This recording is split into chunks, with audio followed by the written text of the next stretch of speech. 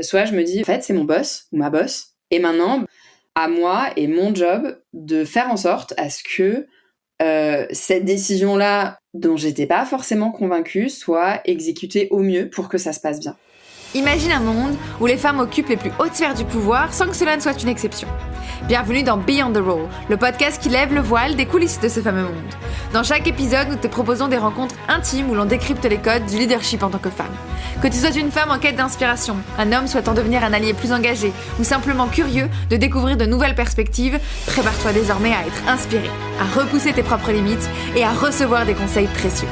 Abonne-toi pour ne manquer aucun épisode et partage ce podcast avec tes proches. Maintenant, installe-toi confortablement, prends ton thé ou ton café et plongeons ensemble dans une discussion riche et inspirante. Bienvenue du coup dans cet épisode de Beyond the Role. Aujourd'hui, je reçois Marianne Bonnet, directrice communication, marketing et impact chez La Fourche. Une start-up engagée, mais avant ça, elle a un parcours assez complet avec dans des grandes machines LVMH. Avant ça, tu as fait Sciences Po, dis-moi si je me trompe sur certains points. Et la petite anecdote, la petite chose un petit peu perso, c'est que tu te lèves tous les matins à 6h pour faire ton yoga. Tout à fait. De toute façon, on va parler de ton parcours, on va parler un petit peu de ce que tu fais et on va aussi parler, évidemment, c'est le but de ce podcast, la place, la posture, ce que tu vas créer dans le COMEX et comment est-ce que tu atteins tel ou tel objectif aussi au quotidien. Ça va être les petites informations croustillantes qu'on va essayer d'avoir pendant ce podcast et évidemment, on va parler aussi de ton parcours, des choses qui ont été faciles, des choses qui ont été peut-être plus difficiles et qui t'ont demandé de faire des choses peut-être qui étaient moins sympas, moins dans ce que tu voulais absolument ou peut-être que justement, il y a eu que des choses trop bien, que des choses que tu as voulu faire et c'est un peu ça qu'on a envie de montrer dans ce podcast. Alors, on démarre. J'ai 2 questions que je pose à tout le monde. C'est quelle est ta définition du leadership? Ta propre définition. Ouais, pour moi, alors, c'est difficile de répondre comme ça. Après, pour moi, en fait, la leadership, tout simplement, c'est embarquer des personnes grâce à une vision, de la passion, je pense. On peut pas sans l'un ni l'autre, mais aussi avec de l'écoute. Et je pense que ça, c'est un facteur excessivement important, justement, pour pouvoir embarquer. Quand tu dis écoute, qu'est-ce que tu entends derrière l'écoute? Ça veut dire quoi pour toi? Parce que l'écoute, c'est large, hein, c'est simplement écouter les gens, ou est-ce que c'est l'écoute active, ou est-ce que c'est écouter et du coup agir par rapport à ce que j'ai entendu, ou est-ce que c'est simplement écouter pour, tu vois, être présente? Ah non, je pense que c'est écouter et agir. Je pense que on est typiquement justement ce point de départ de ma définition qui est embarquer des personnes. Bah, en fait, tu fais pas sur un bateau, tu fais pas ramer des personnes qui ont pas envie de ramer. Donc il faut les convaincre de la pertinence de ton projet. Et je pense que ça, on le fait justement en écoutant les personnes, en comprenant leur motivation à elles. Leur vision à elles aussi, d'un point de vue, par exemple, expert sur un certain métier et actif parce que c'est pas juste une posture, parce que du coup, bah, on s'assure effectivement que notre vision est pertinente sur tous ces points et qu'on arrive à embarquer. Autre définition, c'est quelle est ta définition de l'ambition féminine? Alors, ça, c'est déjà, j'ai déjà plus de mal avec ça parce que, bah, c'est l'ambition tout simplement, mais c'est juste qu'on est des femmes. Enfin, voilà. J'adore. Et donc ta définition de l'ambition féminine, donc de l'ambition? Bah, ouais, voilà, enfin, on est tous, des êtres humains, on a tous, des ambitions dans un domaine ou dans un autre. Sauf que, bah, il y a des gens qui sont, des hommes cis ou des femmes cis ou justement, le contraire de tout cela. Enfin, voilà, mais ça reste de l'ambition. OK. Et qu'est-ce que tu mettrais du coup, comme mot pour, si tu dois mettre des synonymes ou des choses qui vont dans le champ lexical de l'ambition, du coup, en général? Puisque du coup, j'entends bien qu'elle est pas genrée pour toi. Je dirais, que c'est, l'envie d'apprendre, l'envie de partager, l'envie, de pousser une certaine vision, une passion, ce genre de choses. Un lien avec la passion, du coup, que tu avais dans le leadership de l'autre côté, du coup, Tout à fait. quand même. OK. Merci. Merci pour tes deux définitions. C'est vrai que c'est toujours marrant de voir un petit peu, ce qui résonne derrière ambition féminine. C'est vrai que c'est quelque chose qui était, déjà un peu mal vu au début. Moi, j'entends dans certains retours où l'ambition, il y a un petit côté un peu mal vu de base, tu pas humble et cetera et là, c'est marrant de voir que toi, par contre, il y a vraiment, ambition féminine, ça n'existe pas, c'est l'ambition tout court. Ambition féminine, masculine, c'est la même chose. Donc c'est intéressant d'avoir ton point de vue aussi là-dessus. Merci. Qu'est-ce qui t'a fait, avoir envie peut-être d'accéder à ces postes-là, toi, dans ton quotidien, à ces postes de comex? Je pense que je me suis pas réveillée un jour, en me disant, «Oh tiens, j'ai envie d'avoir un jour, d'avoir un certain badge ou, tu vois, d'avoir un certain titre». Je pense que, c'est plus progressif et je pense que c'est progressivement voir, par exemple, de travailler avec, des personnes, au-dessus de moi, et d'avoir, l'envie de les égaler parce que soit, je les admirais ou parce que, ce qu'elles faisaient, me donnait envie. Après c'est, aussi la confiance, de me dire que j'ai des choses à partager ou que j'ai des choses à donner, que j'ai une valeur à apporter,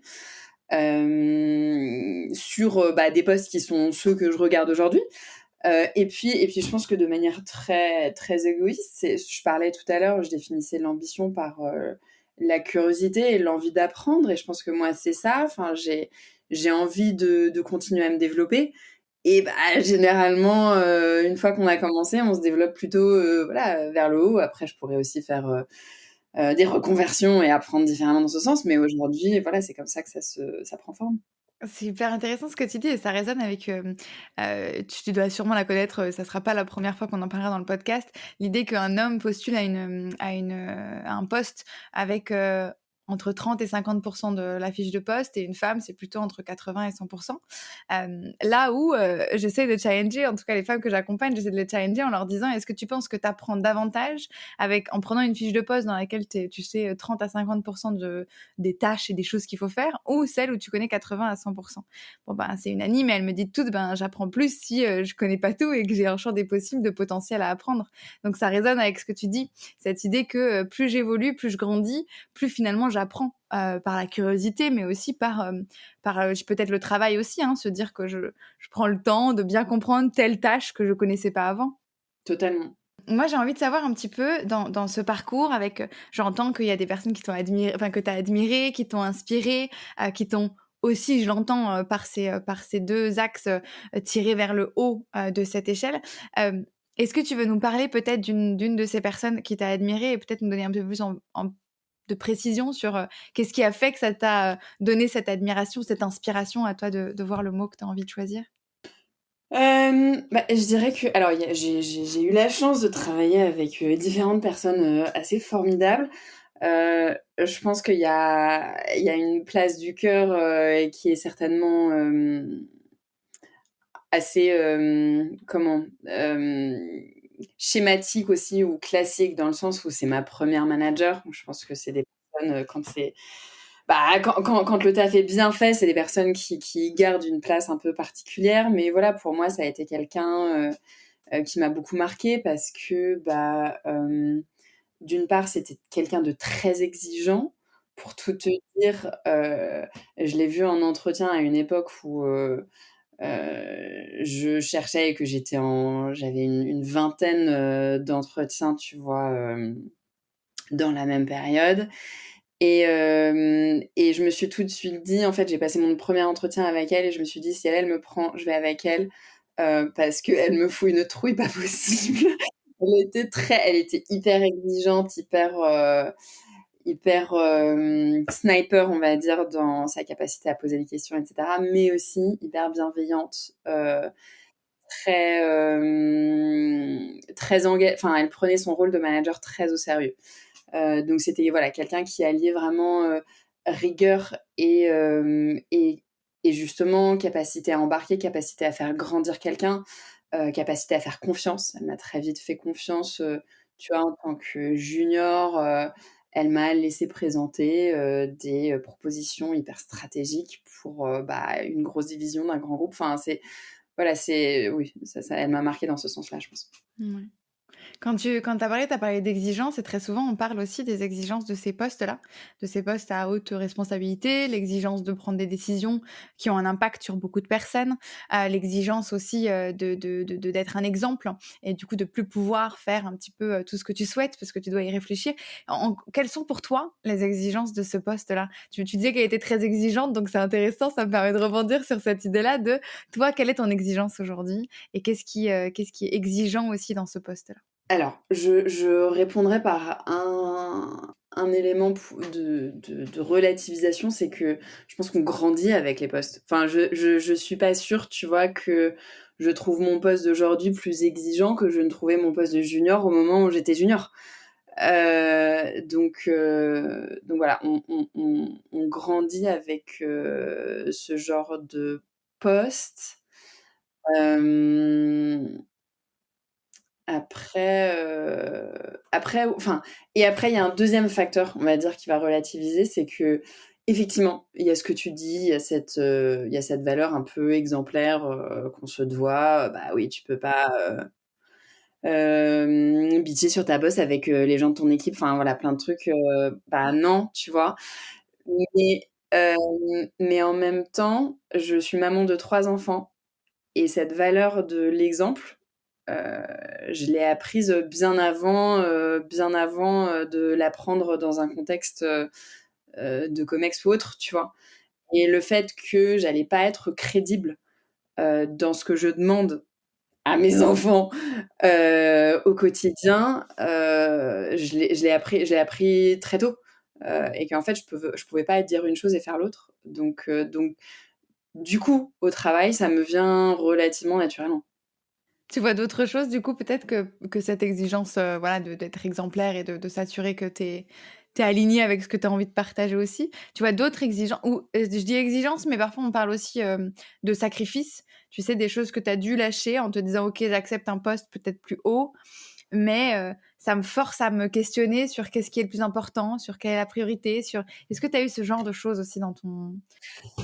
En fait, pardon, hein, j'ai pas des réponses très linéaires là, mais je pense parce que peut-être pour moi la définition est un peu différente. Alors moi j'ai toujours été quelqu'un qui était vraiment dans l'action, donc je pense que si quelque chose ne me convient pas, je le change assez rapidement. Ou si je peux, j'ai aussi eu la chance, hein, évidemment, d'être dans ce genre de situation. Et je pense que pour moi, jusqu'à présent, les exigences auxquelles j'ai été confrontée ou les sacrifices que j'ai dû faire, généralement étaient toujours justifiés par un élément en face. Donc, là, par exemple, oui, quand j'ai pris un nouveau poste qui me demandait d'apprendre énormément de choses, typiquement, je suis passée du luxe à l'épicerie en ligne accessible. Donc, on n'est plus sur voilà, un marketing de marque de luxe. On est sur une manière de faire très différente. Bah, ça, au début, c'était une adaptation, un besoin d'adaptation monstrueux. Et oui, pendant 6 mois, alors j'étais là le soir entre 18 et 20 heures. Ça a toujours été un de les contraintes que j'ai imposées pour mes enfants, mais je me reconnectais et généralement je rebossais jusqu'à 23 heures. Oui, pendant 6 mois, mais pour moi, c'était pas un sacrifice dans le sens où, bah, d'une part, personne me l'a demandé, et de deux, je parlais tout à l'heure de courbe d'apprentissage, c'était le moment où j'apprenais énormément, où j'avais envie, où je me disais, ah tiens, ça me fait penser à un truc que j'ai lu dans tel livre, du coup, je vais relire le livre pour voir si c'est pertinent dans ce qu'on fait en ce moment, là, sur le truc sur lequel on se lance, etc., etc. Donc, euh, pour moi, généralement, ces exigences, pour l'instant, elles venaient toujours avec quelque chose que j'avais envie de faire. Donc, bah, je le faisais, plus par envie que par contrainte. Ah, c'est hyper fort. On dit d'ailleurs très souvent que le cerveau et l'inconscient, il est plus facilement influencé par le plaisir que par la peur. C'est-à-dire que tu as beaucoup plus de facilité à te motiver par le plaisir que par la peur. Donc, ça résonne plutôt avec ce que tu dis et ce que tu partages. Parce qu'en effet, finalement, l'envie d'apprendre, la curiosité dont tu parlais au début, qui je pense est un point assez important, même sans aller jusqu'au COMEX, je pense que dans l'évolution de ta carrière, être en curiosité de ton poste, de ton entreprise, donc de ton environnement aussi, c'est un point assez intéressant et assez important pour continuer d'évoluer toi-même, continuer d'avoir un mindset qui va être de croissance et qui a envie d'apprendre davantage et qui va du coup amener davantage à l'équipe aussi, hein, parce que finalement, quand toi, t'es comme ça, très souvent, ça se propage un petit peu autour de toi avec d'autres collègues. Donc, même au-delà de d'excellence et des comex où vraiment, là, on est en haut de l'échelle, certes. Je pense que c'est une caractéristique qui est intéressante, la curiosité dont tu parles. L'envie d'apprendre, l'envie de trouver quelque chose. Comment est-ce que tu la nourris, cette curiosité? Est-ce que c'est naturel ou est-ce que tu as des conseils pour les personnes qui nous écoutent, qui ont envie de booster un petit peu leur curiosité? Il y a un truc très bête, mais c'est les newsletters. Heu, vraiment, tu vois, moi, je suis abonnée, à des newsletters, alors, aussi bien de mon secteur qui est le retail que, de mon métier qui est le marketing. Je suis abonnée à des newsletters, américaines parce que souvent, les choses se passent, d'abord aux US et arrivent, chez nous. Je suis aussi abonnée à des newsletters, en France, notamment sur, la société qui change, impact, mais aussi, comme marketing et heu et je pense que, c'est une gymnastique qui s'entretient, tu vois? Je pense qu'il y a eu des moments dans ma carrière où j'étais beaucoup trop, justement, la tête dans l'eau et cetera pour déjà gérer, mes sujets opérationnels pour cultiver ça. Mais je me suis rendu compte que peu à peu aussi, oui, ma curiosité naturelle, diminuait alors que, maintenant, moi, un jour, je me suis instauré un peu une routine, tu vois, de lecture de newsletters et cetera, pour me nourrir, en continu. Et c'est vrai que, tu vois passer des choses et tu vois passer des signaux faibles et tu te dis: «Ah mais attends, ça c'est intéressant» et quand bien même tu as une super équipe, parfois tu transfères un truc et tu te dis: «Mais ça, vous connaissez?» et personne connaît et tu es super fier de toi. J'adore, c'est la veille marketing, en fait. Tu fais de la veille marketing, mais en général. Ouais, c'est hyper intéressant. C'est hyper intéressant et c'est hyper intéressant dans ce que tu partages, qui est que, cette, heu, cette curiosité-là, elle te permet aussi de sortir du day to day opérationnel, qui parfois peut quand même être un peu lourd et un peu épuisant parce que oui, c'est de l'opérationnel, il y a des choses à faire, il y a une deadline particulière et cetera. Sur ça, ça peut te permettre de sortir un petit peu de là-dessus. Tu disais que tu avais une routine. Est-ce que, pour terminer sur ce sujet-là, tu veux nous donner des petits tips sur cette routine? Est-ce qu'il y a des petites choses que tu fais qui pourraient être intéressantes pour nous et pour celles qui écoutent? Écoute, en tant qu'individu, pas tellement parce que, voilà, je me suis abonnée à des newsletters, j'ai des créneaux où je lis des newsletters, donc bon, écoute, c'est pas ça révolutionne rien du tout. En revanche, effectivement, moi, inspirée de ma première manager qui a toujours, pareil, été très curieuse et prenait des moments comme ça pour se former, mais aussi sortir de notre quotidien. Et c'est pas tout le temps, parce que oui, on a un opérationnel à gérer, mais tu vois, une fois tous les 2 mois, tu peux bien te dire, tu peux bien mettre 2 heures ou une demi-journée dans autre chose. Et donc elle faisait ça pas mal et moi, du coup, quand je suis arrivée dans mon poste actuel, effectivement, avec ma team, j'ai mis en place, une demi-journée de formation en continu tous les 2 mois. Et c'est moi qui assurais ce truc-là et ça pouvait prendre des formes, différentes. Alors moi qui assurais, parfois, j'étais pas franchement la mieux équipée pour, former sur le sujet, donc j'allais chercher des personnes et parfois c'est, la copine, qui est, directrice du planning dans une agence ou, qui vient présenter un truc, tu vois? Ou ça peut être, aussi comment pitcher, en l'occurrence, notre boîte, tu vois? Mais apprendre comment pitcher, à des audiences différentes, donc des sujets un peu plus, on va dire art oratoire.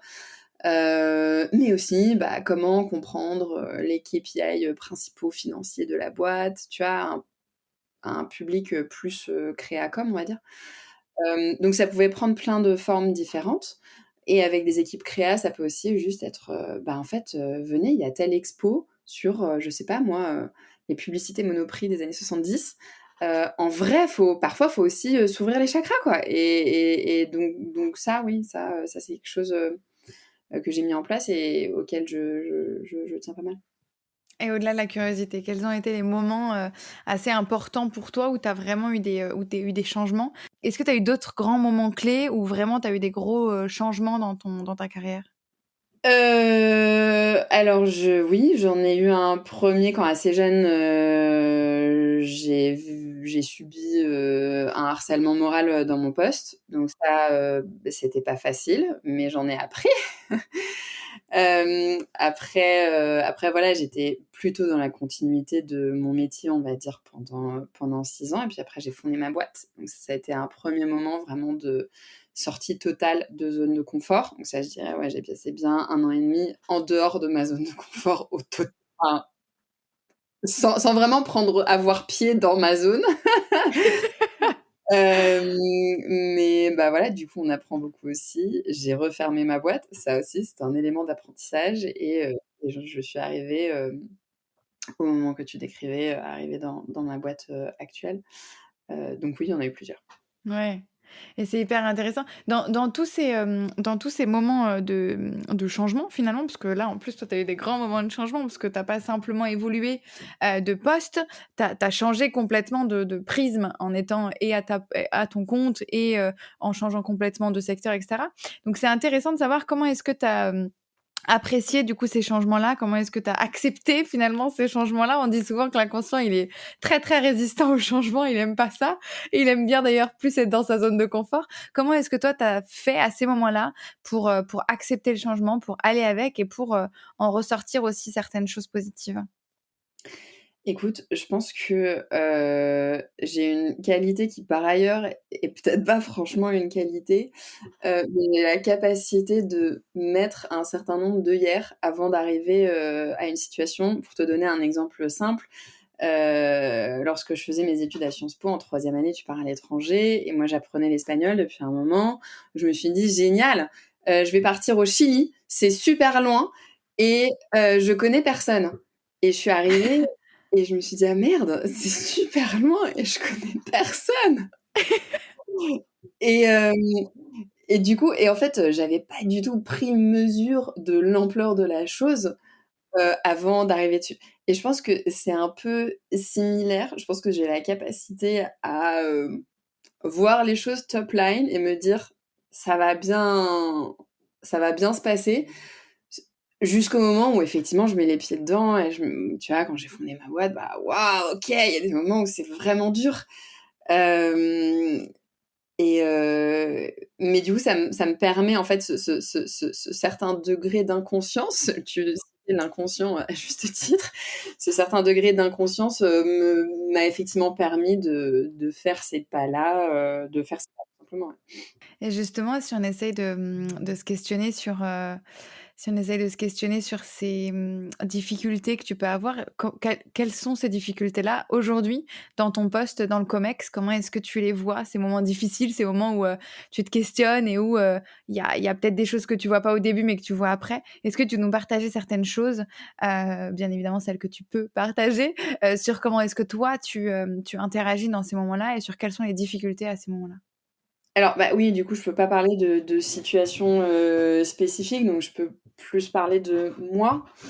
Hem, je pense qu'il y a eu un apprentissage pour moi qui a été vraiment clé, hem, au moment où je suis devenue maman et au moment où j'ai fondé ma boîte, parce que c'est les 2 coïncident.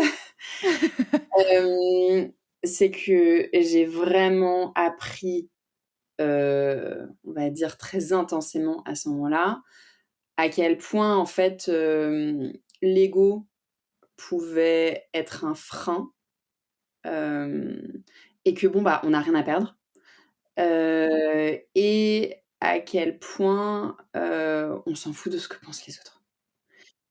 Vraiment, tu vois, quand tu montes ta boîte et que, au préalable, tu as 30 000 personnes qui t'ont dit: «Ah mais ouais, je vais t'aider avec tel truc, t'inquiète, tu m'appelleras» et cetera et qu'en fait, le jour J, tu vois, tu appelles les gens, tu dis: «Ah mais d'ailleurs, tu pourrais» mais ah bah, il y a plus personne au rendez-vous. Ah et bon, bah, il y a de l'aide qui vient d'autres coins et cetera et pareil en tant que parent, quand tu te rends compte qu'en fait, tout le monde a un avis sur la manière dont tu as habillé ton enfant, bon, bah, c'est 2 moments enfin, c'est voilà, c'est 2 situations assez similaires dans ce sens-là où tu apprends qu'en fait, ton ego, vaut mieux que tu le mettes de côté parce qu'il va pas te servir à grand chose, et que ouais, ce que pensent les autres, on s'en fout. Donc je pense que ça, c'est un peu des leitmotifs que je garde. Tu vois, aujourd'hui, bah, je pense que s'il y a déjà des moments de prise de décision ou quoi, c'est ça un peu mon état d'esprit, tu vois? Hem Et puis après, on en parlait tout à l'heure, l'incentive, positif plus que négatif. Je pense que je suis à un endroit tant que je peux en tirer, tu vois, une certaine, satisfaction, voir la valeur que je peux apporter, apprendre de moi-même et cetera. À partir du moment où quelque chose, heu, est trop frustrant parce que, bah, soit, j'ai plus la main sur, ce qui m'arrive ou que je suis pas alignée avec, les décisions ou quoi, bah, il y a de fortes chances que j'y reste pas très longtemps, tu vois? Je te disais qu'il y avait beaucoup de femmes qui étaient dans des comex et des codires et pas du tout paritaires, où elles étaient vraiment très, très minoritaires et toi, tu me disais, ben, pas du tout, que, chez vous, vous étiez même, paritaires, je crois, si je me trompe pas? Oui. Et j'aimerais justement savoir si, ça peut avoir un impact, et ça a pu peut-être avoir un impact sur ton quotidien, sur ton travail, si tu vois une certaine, un impact par rapport à ça, dans ton quotidien? Écoute, je peux pas comparer parce que j'ai pas été dans un comex, pas paritaire. Ouais. Après, bah, je peux confirmer que, voilà, les interactions que j'ai avec mes pairs et notamment, mes pairs, femmes, sont tout à fait satisfaisantes. Donc, voilà. Et justement, on parle dans ce podcast, malheureusement, on parle souvent des stéréotypes, on parle souvent des influences de genre, en général. Hem, Est-ce que dans ta carrière, tu as fait face à certains stéréotypes? Tu as fait face, pendant l'évolution, à certaines, peut-être simplement mots, qu'on a pu te partager? Alors oui, grand oui, je vais te passer mon expérience en tant que serveuse parce que là, vraiment, je pense que, faudrait avoir 1 heure devant toi.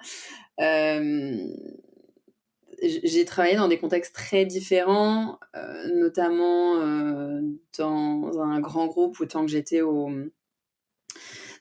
dans une équipe, corporate, je pense que c'était beaucoup plus subtil que ça. Enfin, je pense que les biais, on les a tous, que ce soit dans une boîte engagée ou dans un grand groupe historique, ça, faut pas se leurrer.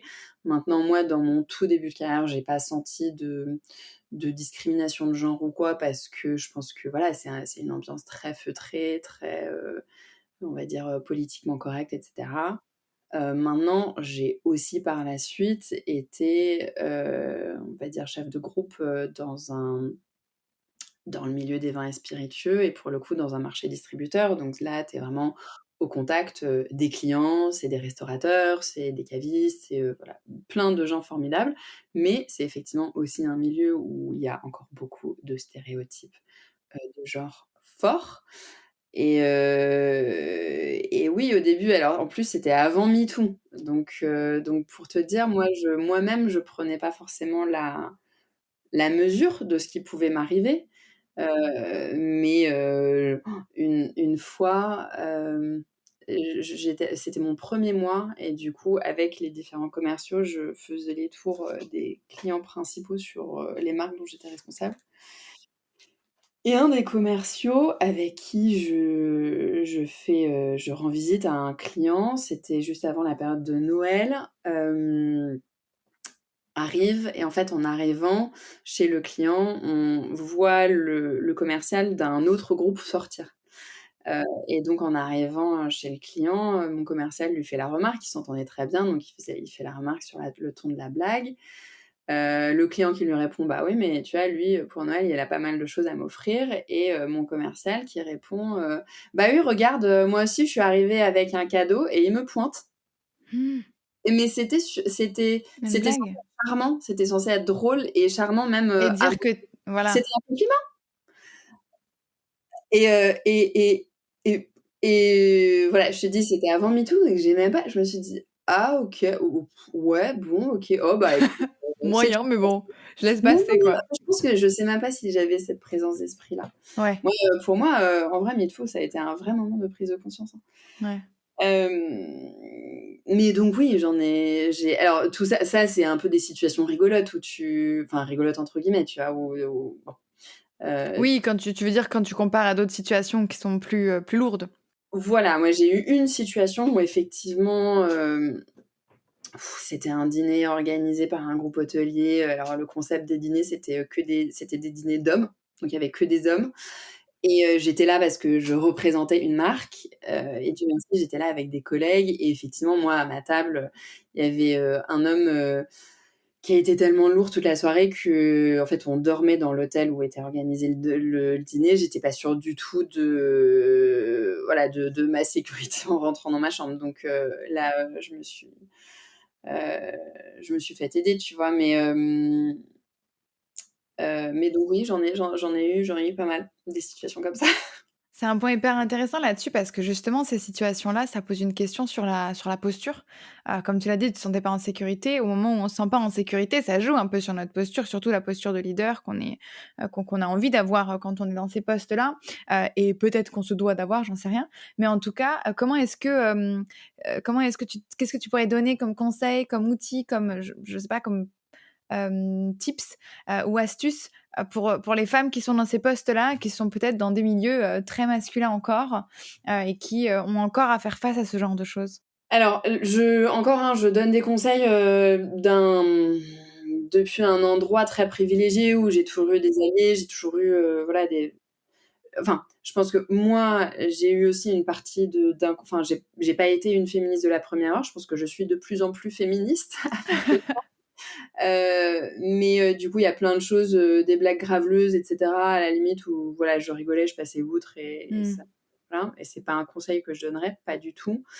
Hem, mais donc, venant de ce contexte-là, moi, effectivement, dans la situation où j'ai pu ne pas me sentir, parfaitement en sécurité, bah, j'ai fait appel à mes collègues, en fait, tu vois? Et je leur ai dit, c'était une situation où j'étais seule à table avec plusieurs hommes, dont celui qui me mettait mal à l'aise. Bon, bah, j'ai tenu probablement trop longtemps et c'est vraiment quand vraiment j'étais plus bien, je suis allée voir un collègue et c'était pour le dessert. Je lui ai dit: «Écoute, est-ce qu'on peut échanger de place?» Et sans problème. Mais je pense que justement la prise d'action et la réponse à ce genre de enfin une réponse ferme à ce genre de situation me semble à moi, plutôt un signe, de pouvoir et de prise de pouvoir qu'autre chose. Donc c'est quelque chose qui me vient pas naturellement à moi parce que, tu sais la classique, schéma de quel est ton type de réponse, en situation, stressante, tu vois? Moi, on met la main en face dans le métro, je freeze et je me dis: «Mais non, c'est pas vraiment ça, jusqu'à ce que vraiment tous les regards autour de toi te disent que oui, c'est ça. Contrairement à ma sœur qui est capable de baffer dans les 20 secondes qui suivent le truc, tu vois? Moi, je j'ai pas cette capacité-là. Mais du coup, je pense il faut se former, se forcer, se préparer à mort pour au mieux avoir ce genre de capacité à répondre, à prendre action, à, se lever ou à dire: «Non, ceci n'est pas c'est pas une blague acceptable, C'est c'est pas une». intéressant dans ce que tu dis, il y a la notion de, qu'est-ce qui c'est quoi la frontière, quoi? Il y a un peu le jusqu'où j'accepte, une blague, entre guillemets «sexiste», c'est quoi ma frontière à moi? Et ça, c'est assez intéressant. Je pense qu'en effet, c'est assez, difficile, de savoir, OK, là, c'est quand même un peu loin, mais quand est-ce que je prends l'action? Quelle est l'action que je prends? Et donc j'ai envie de dire, il y a aussi la notion de partager. Partager entre femmes, ça permet aussi de se rendre compte: «Ah bah, elle a agi comme ça, elle a fait telle chose, elle a attendu tant de temps, c'était trop long pour elle, donc peut-être qu'il faut pas que j'attende jusque-là». Et je pense que, tu parlais de MeToo tout à l'heure et il y a aussi cet effet de, plus on en parle, plus on arrive à prendre conscience, plus on arrive à savoir que là, c'est trop loin, en fait et la frontière, elle est dépassée. Moi, MeToo, vraiment, je me souviens encore comme si c'était hier du moment où, j'étais devant mon écran et j'ai commencé à voir, défiler les témoignages, tu vois? Sous le hashtag, dans mon réseau de personnes qui prenaient parole et au début, je lisais, je me disais: «Oh là là, dis donc, il lui est arrivé tout ça, mais quelle horreur, la pauvre et tout. Moi, j'ai jamais eu ah! Ah, tiens» et c'est vraiment ce n'est qu'à ce moment-là que je me suis rendu compte que, bah, le serveur de 60 piges du resto italien préféré de mes parents qui, un soir, quand j'avais 14 ans et que je rentrais de la fête de la musique, m'a arrêtée, m'a demandé si j'étais encore vierge. Bah, en fait non, c'était pas normal, c'était pas dingue. Mais tu vois, enfin, je m'étais jamais dit, cela est arrivé et c'était pas OK. Tu vois, je me suis jamais dit c'était pas OK. Donc il y a plein de trucs comme ça où, ouais, moi, j'ai une vraie prise de conscience. Ouais, c'est hyper intéressant et justement sur le monde, et la sphère de pouvoir, on parle très souvent et on dit très souvent que, énormément de femmes ne se reconnaissent pas dans les sphères de pouvoir. Comment est-ce que toi tu le ressens cette notion-là, cette sphère de pouvoir, cette posture aussi de prise de décision, de responsabilité? On le disait au début, la décision que tu prends pour l'entreprise a quand même un impact sur plusieurs personnes et sur un grand nombre de personnes dans l'entreprise, voire sur les résultats même de l'entreprise. Comment est-ce que tu le perçois? Alors c'est peut-être mes fameuses œillères, mais je le perçois pas comme ça. En fait, tu vois, pour moi, les décisions qu'on prend, on les prend collectivement, déjà. Heu, Tu vois, typiquement, généralement, quand je prends une décision, mon patron, il est au courant. On s'en est parlé. J'ai vetté le truc, en fonction de la taille de la décision, tu vois? Soit avec, à minima, la personne de mon équipe, qui est responsable, de ce truc-là, ou avec des pairs, ou enfin, tu vois, c'est pas un truc que je me suis pas réveillée la nuit en me disant: «Tiens, on va faire ça» et je l'ai poussé. Donc à partir de là, ça devient quand même beaucoup moins inquiétant. Bon, après, faut se dire aussi, je suis marketeuse, je suis pas médecin, tu vois? Donc moi, je mets pas en danger, des vies quand, heu quand je me plante, Dieu merci. Et c'est un truc, tu vois, pour le coup, en étant en start-up, à impact, avec pas mal de personnes, jeunes, c'est une chose quand il y a eu des moments, tu vois, de monter un peu de pression que je disais à mon équipe, de dire: «Voilà, on fait notre travail, on le fait au mieux possible, mais en fait, hem, si jamais, par un malheur, on devait se planter sur un truc, en fait, on va juste vendre moins de pois chiches, le monde va pas s'arrêter de tourner». Ouais, donc quand tu parles de enfin, j'entends que, si je me permets de reformuler ce que tu dis, c'est que finalement, la notion de plaisir, elle est enlevée très souvent par la pression, trop de stress, trop de ouais, finalement, le mot pression, moi, c'est celui que j'ai ressenti quand tu m'as dit tout ça. C'est, j'enlève la pression et je vous dis, en fait, on fait du mieux qu'on peut, on s'amuse, on évolue, on grandit ensemble, mais en même temps, si ça se passe mal, l'impact négatif qu'on aura, il sera moindre par rapport à l'impact positif qu'on peut avoir quand on va réussir et quand ça va fonctionner, ce qu'on est en train de se dire. Donc Ouais, ça ouais, diminue ça enlève le poids de la pression finalement dans tes équipes. totalement, enfin voilà, on donne tout et après, voilà, si on se plante, on en apprend. Enfin, tu vois, évidemment, on n'est pas là: «Wouh, c'est la teuf» et enfin, mais bon, on prend aussi la mesure des choses.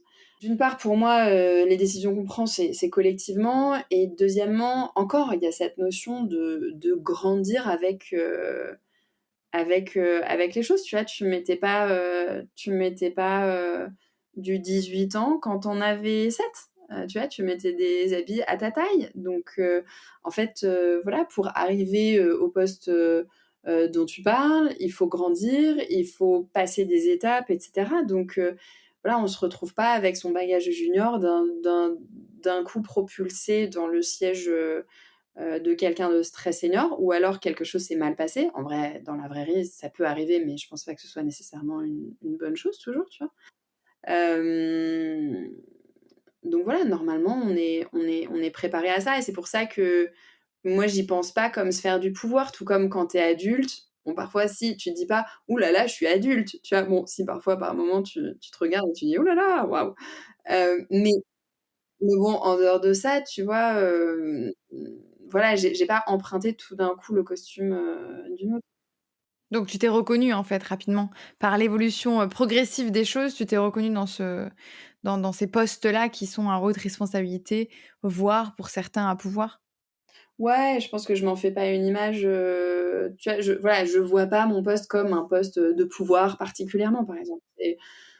C'est intéressant, qu'est-ce que tu verrais comme poste à pouvoir du coup? Qu'est-ce que ça serait pour toi un poste, avec la notion de pouvoir? Parce que le mot pouvoir a aussi, comme ambition, a aussi plein de sous-définitions autour de tout ça. Je sais pas. En vrai, non, mais tu as raison, hein, techniquement, chacun à son niveau, c'est des postes à pouvoir. C'est juste que je me le représente pas comme ça, tu vois? Je me Ouais. dis pas, Pour toi, le mot pouvoir, il représente d'autres choses qui sont pas forcément ton quotidien, quoi. oui. Ouais. Oui, oui, mais tout comme, tu vois, n'importe qui dirait, tout le monde a un boss, tu vois? Voilà, Bernard Arnault, c'est les consommateurs qui sont mon boss. Enfin, tout le monde a je pense qu'il y a aucun cette notion peut-être de poste de pouvoir où waouh, tu prends des décisions comme ça, heu, acheter, vendre, vendre, acheter, enfin, tu vois, bah, en fait, non, c'est pas comme ça que ça se passe et du coup, tu te dis pas non plus: «Waouh, je suis dans un gros poste de pouvoir», tu vois? Ouais. J'aime beaucoup ce que tu dis parce que c'est souvent quelque chose qui va à l'encontre, de l'évolution des femmes parce que justement elles se reconnaissent pas, parce que, elles sont pas alignées avec cette idée de pouvoir et cetera et j'aime beaucoup l'idée que c'est un peu toi aussi, ta manière de voir le poste, ta manière de le percevoir même, c'est ta perception du poste en lui-même et donc c'est un peu ton choix. C'est toi qui choisis si oui ou non tu fais partie des sphères de pouvoir et si tu enfin si tu t'y reconnais pas, c'est à toi de dire bah c'est pas vraiment une sphère de pouvoir à proprement parler parce que tout le monde a un boss et donc c'est de tu vois tu shiftes un petit peu quand même complètement l'idée que si tu es en haut de l'échelle c'est toi qui décides pour le reste parce qu'en fait ça devient quelque chose de collectif parce qu'en fait t'es jamais toute seule à choisir donc finalement t'es jamais la seule à avoir le pouvoir donc finalement il y a toujours des réponses là où il y a un petit truc où j'ai envie de te challenger c'est que j'ai l'impression que quand tu dis que tes idées sont, enfin que les décisions sont prises de manière collective, pardon, euh, j'entends que dans d'autres entreprises, dans d'autres groupes aussi, c'est pas toujours le cas. C'est souvent des décisions qui sont prises pour aller dans le sens d'une personne, que ce soit la personne qui est dans le département dans lequel il y a la décision à prendre, ou que ce soit le PDG ou la PDG. Euh, Comment est-ce que toi, tu le vois avec ton prisme du coup, où c'est hyper collectif, comment est-ce que toi tu pourrais euh, donner comme conseil à quelqu'un qui serait dans un COMEX ou dans un CODIR, où il y aurait cette idée-là que c'est très souvent les mêmes personnes qui prennent les décisions. Quels seraient toi tes conseils avec ta vision à toi d'un COMEX qui est très collectif? Du coup, comment est-ce que tu pourrais les inspirer? Alors attention, hein, parce que moi je t'ai décrit la manière dont moi je gère mon équipe, ça veut pas du tout dire que tout dans notre comex est hyper collectif et cetera. Évidemment, j'ai été régulièrement dans des situations où on m'impose des décisions. Je pense qu'il y a un truc qui est hyper important pour moi, c'est que, si je suis pas convaincue, enfin si je pense que c'est pas une bonne idée, voilà, je vais avancer pourquoi et comment. Si ces arguments-là ne sont pas entendus, idéalement parce qu'il y a des contre-arguments, intelligents derrière, soit effectivement la personne en face me convainc, soit je me dis: «OK, tu sais quoi? En fait, c'est mon boss ou ma boss et maintenant, bah, à moi et mon job de faire en sorte à ce que, cette décision-là, dont j'étais pas forcément convaincue, soit exécutée au mieux pour que ça se passe bien» et On en enfin, tu revient à l'ego là du coup. Tu mets ton ego de côté qui dit t'as tort pour aller. ah non, mais comme je disais tout à l'heure, l'ego généralement c'est un mauvais conseiller. Donc en fait, moi mon rôle maintenant, tu vois, c'est enfin j'hérite d'une situation. Donc en fait, ça sert à rien de me dire: «Ah mais c'est pro et c'est nul et nin», parce qu'en fait, je vais être jugée sur la manière dont c'est exécuté. Donc autant que ce soit bien exécuté et autant que ce soit un succès. Donc ça d'une part et d'autre part, je pense qu'effectivement dans des discussions COMEX, c'est un peu pareil. Moi tu vois, si j'ai des convictions fortes, j'ai malheureusement souvent des convictions fortes, je vais les porter, tu vois? Et je vais dire ce que j'ai à dire. Maintenant, si c'est pas partagé par la plupart ou par les personnes qui prennent la décision, bon, bah, j'ai fait ce que je pouvais et à partir de là, mon job, c'est de faire de mon mieux avec, ce qui m'est donné.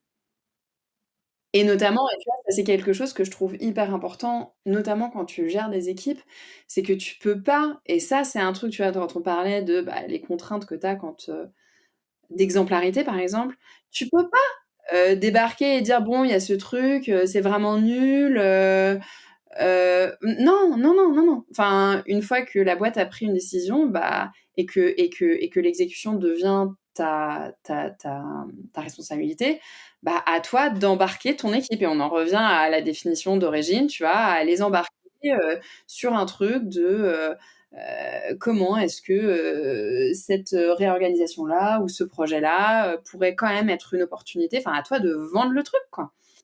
Ça, j'y crois pas mal. Ouais. C'est hyper intéressant et justement, en étant dans une entreprise engagée, quelles sont un peu les influences que tu as envie d'avoir sur le monde de demain pour les femmes leaders de demain? Waouh! J'ai envie de contribuer à une boîte où les choses se font différemment, où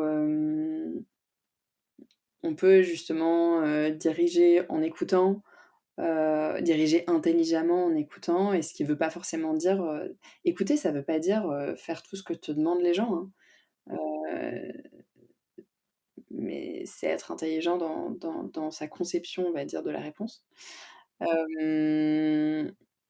De contribuer, bah oui, à un monde où que ce soit les femmes ou beaucoup d'autres minorités, parce que je pense que, enfin, les femmes, il y a encore beaucoup de chemin à faire, mais il y a beaucoup de minorités qui sont encore bien plus discriminées que nous. Ouais, il y a aussi le fait que tu peux avoir double peine, entre guillemets, en étant et femme et en plus issue d'une autre minorité.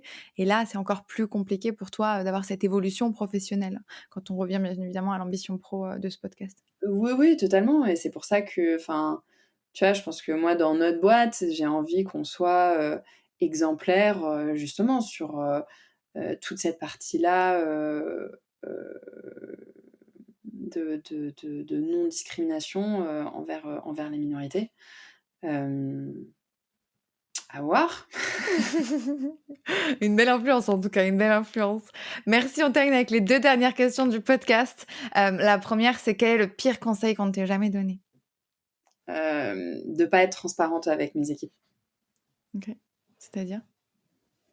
Voilà, on m'a dit non mais vraiment là, ce genre, enfin, je vais pas parler des situations, enfin de la situation en détail, mais en gros, quand ton équipe sent qu'il y a un truc qui se trame et que ton équipe est inquiète, me dire ah non mais vraiment là faut que tu fermes toutes les vannes et faut que tu sois parfaitement opaque. Chose à laquelle je crois pas. Ah, donc tu préfères quoi, toi? La Dans ces transparence situations? dans la mesure que je peux, tu vois? De par exemple dire: «Bah, voilà, il se passe telle et telle chose, ou il se passe quelque chose dont je peux pas te parler, mais qui te concerne pas», par exemple, et dont je te parlerai dès que je peux, par exemple. Enfin, voilà, tu vois, si quelqu'un généralement, si les gens sont inquiets et qu'ils sentent qu'il y a un truc qui se trame, leur dire: «Non, non, passez votre chemin, il y a rien à voir», c'est pas plus rassurant. C'est intéressant. Et si ça le concerne, tu dirais la même chose? Bah, pareil, en fait, je pense que je réfléchirais à ce que je peux dire, et ce sur quoi je dois dire, bah, et puis le reste, on s'en parlera plus tard. Enfin, tu vois, là, évidemment, c'est pas. Tu vois l'idée? Enfin, je pense qu'il faut toujours. On revient à la notion de le faire de manière intelligente, en fait, Ouais. de ta manière. Et de pas prendre les gens pour des cons. Un bon conseil, ça. Quel est le meilleur conseil qu'on vous ait donné? Je pense que c'est plus un message de résilience. Tu vois, justement, quand j'ai traversé un moment pas facile du tout au travail, relativement jeune, justement cette première manager qui n'était donc plus avec moi, qui m'a dit à l'époque tu vas voir, t'es une plante qui va pousser, qu'on t'arrose d'eau ou qu'on te tape, tu vas pousser. Et c'est vrai. Magnifique. Tu vas pousser, tu vas continuer de grandir et avec ta curiosité et tout ce dont on a Bah, parlé, finalement, ça tu crée vas grandir et ça va peut-être plus se faire dans la douleur qu'autrement, mais t'en fais pas pour toi et toi, tu vas grandir. quoi qu'il arrive. Mmh. Et qu'est-ce qui aurait été différent si j'avais interrogé un homme à ta place? J'aurais été très, très sûre de moi dans toutes mes réponses. OK, j'adore. Merci infiniment, Marianne, pour tous tes partages, pour tous tes conseils et pour cette magnifique bienveillance que tu nous as partagée aussi. Merci beaucoup d'avoir accepté l'invitation encore une fois. Merci, bonne journée à toi. Belle journée. Merci infiniment d'avoir écouté cet épisode jusqu'au bout. J'espère que tu as passé un bon moment avec nous. Désormais, à ton tour, quel est l'enseignement que tu en tires? Avec quoi repars-tu de cet épisode? Prends le temps de te questionner et d'incarner ce que tu as appris, de tester certaines choses et de te challenger au quotidien. Partage également tes réflexions sur les réseaux sociaux avec le hashtag #BeyondTheWall. Tu tu peux également me taguer directement. Maintenant, n'hésite pas à t'abonner et à partager ce podcast avec des personnes de ton entourage que ça pourrait challenger, impacter. Et bien évidemment, écris-moi tes propositions de suggestions d'invités. Ensemble, faisons entendre la voix des femmes qui transforment le monde professionnel pour les futures générations de leaders. Alors à très bientôt pour le prochain épisode.